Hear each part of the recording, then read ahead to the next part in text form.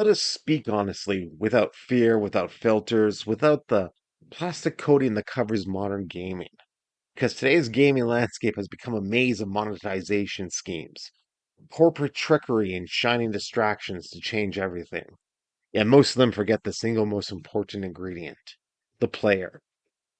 Games today are built to extract, not inspire. They rely on battle passes and flashing storefronts, on push notifications and artificial engagement loops.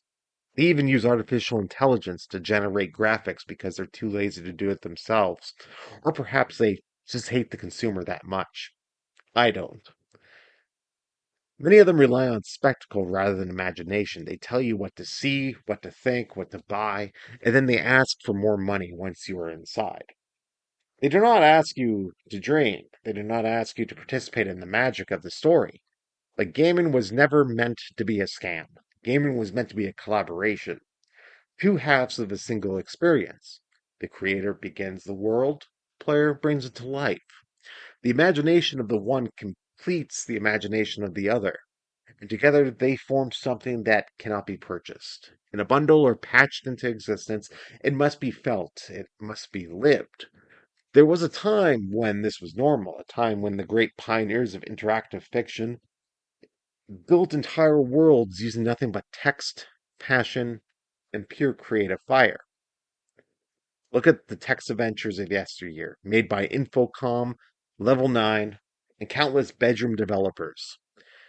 They made something great. Some of the greatest stories ever told on a computer were typed by one person sitting in a quiet glow of a monitor, guided by nothing more but a burning desire to share a world with anyone willing to explore it. Those games did something.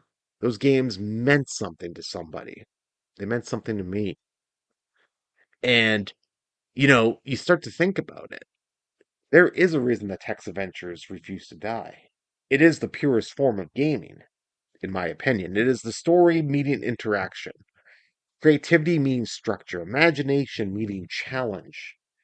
It is a genre that never needed graphics to thrive, because the mind of the player is the most powerful rendering engine ever built. Infocom created the worlds that felt endless. Level 9 transported players to lands that felt impossibly large. One person with a Commodore 64 or a DOS computer or Windows 3.1 could make you feel more fear, more excitement, more triumph, and more immersion than the companies with 3 floors of designers and $100 million of a budget. The truth is simple. The imagination of the player is the greatest graphics card in human history. Every step you take is formed in your mind. Every shadow is something you imagine. Every mystery becomes personal because you create half the world as you explore it. The Labyrinth of Time's Edge was built with that philosophy, held tightly at its core.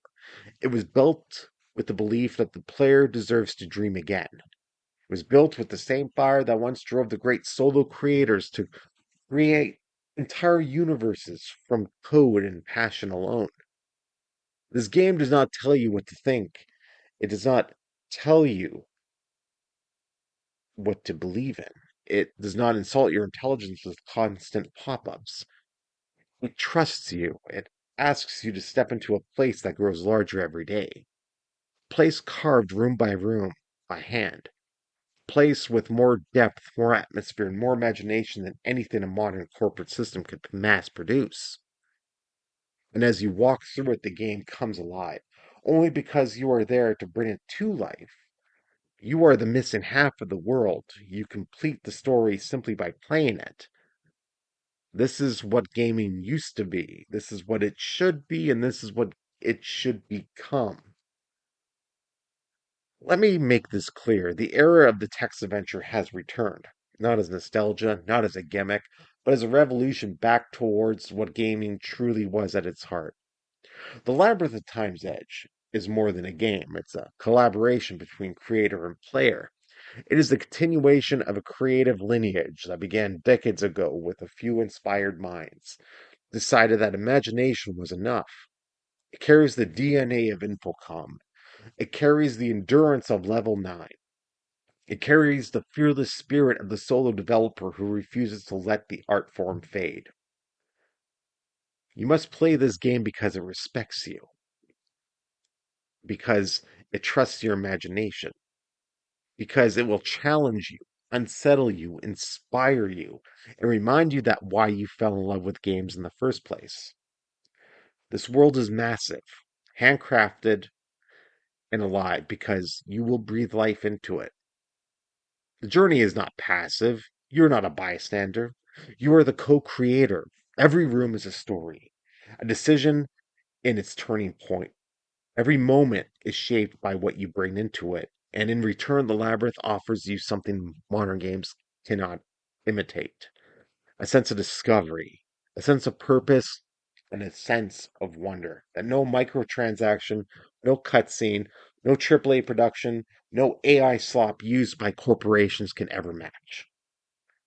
If you have ever wanted to feel that spark again, the one gaming once gave you when the screen was simple and your imagination did the rest, and then this is your call, this is your invitation. The Labyrinth awaits you. Step inside. Become the second half of the story. Bring your imagination. Shape the world with me. Discover what gaming feels like when it remembers its soul. Play the Labyrinth of Time's Edge. Download it, it's free. Links in the description below. The adventure is yours now, but it always has been yours. So join me as we go on this together, because I think you deserve the adventure of a lifetime. I'm the Venture Weaver. Good day, and keep tight to the trails. May your lantern always burn bright.